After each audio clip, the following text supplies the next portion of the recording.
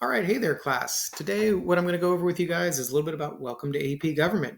Who I am, who's your teacher for the year, who's going to be the little floating head in your screencasts, and eventually maybe in front of you on Zoom, and maybe even in a real live classroom if we're lucky. So, a little bit of background about myself. I grew up in the Bay Area, so a lot of my fondest memories are growing up in that area. Sports allegiances still to the Warriors, the 49ers, and the Giants. Although, as you can see down here, I do love the Padres because I'm a big baseball fan, so I'll follow anything with sports. Moved down to Southern California to get my degree at UCLA, and then, as I kind of alluded to, eventually moved down to San Diego, and that's where I am now. I've been living here for almost 20 years. So I am married. My wife and I have two kids. Our daughter plays soccer. Our son plays baseball. And as a family, we love to go to Disneyland, although that's not happening anytime soon. So a little bit about my political science journey. I started my career in political science as a lobbyist, predominantly working for companies like AT&T, trying to get government approval for their projects. Then when I moved down to San Diego, became a campaign manager and worked on a few localized campaigns. And then I went on after that real world experience and went to West Hills. And I've been teaching AP government ever since I arrived many years ago. So why do we study government? Well, there's the characters. They give us a lot to talk about day in and day out.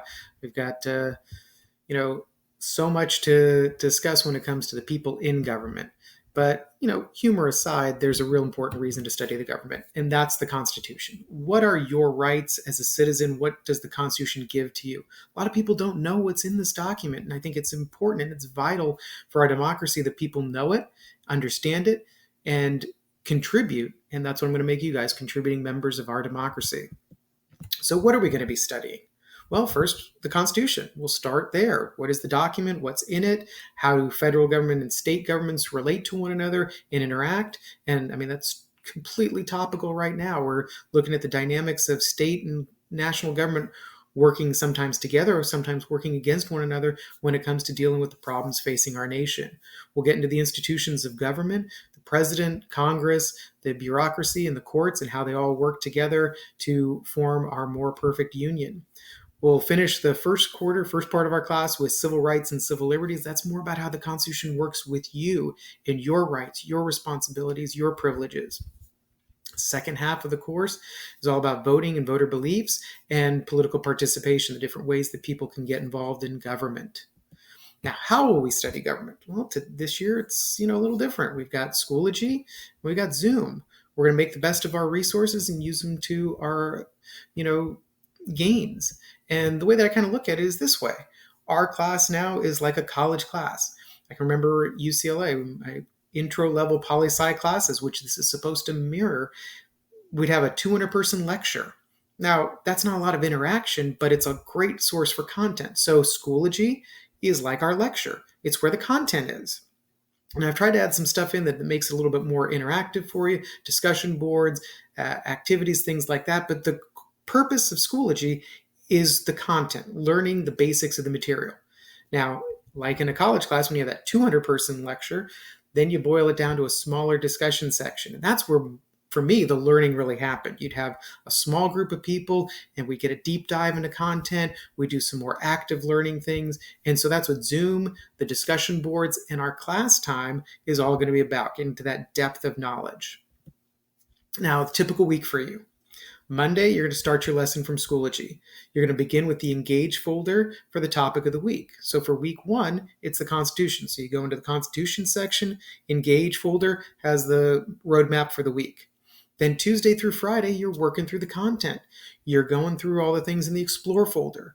There's going to be readings, there's going to be videos, there's going to be Khan Academy lessons, lots of resources. You're going to pick and choose what works best for you. Then you're going to attend class and Zoom sessions. You're going to ask questions on the discussion board. You're going to email me for support. You are not expected to know everything just from reading or just from watching a video. I'm here to support, and I want your questions. It means you're engaging and you're learning the material. So keep asking questions.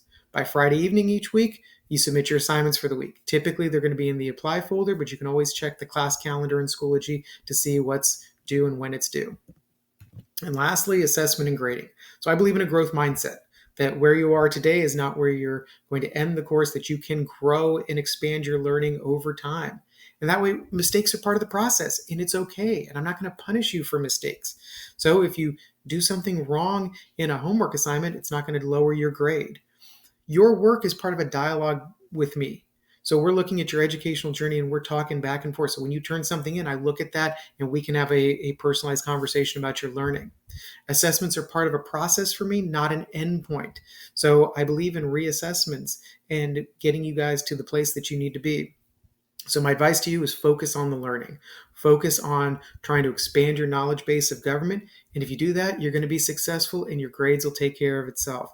You know that this year is going to be a little bit different the way things are. So assessments, grading, all that stuff is going to be different and we're going to work through it. And I promise you, my commitment is to helping you to be successful, to do well in the class. And if you focus on learning, you will do well.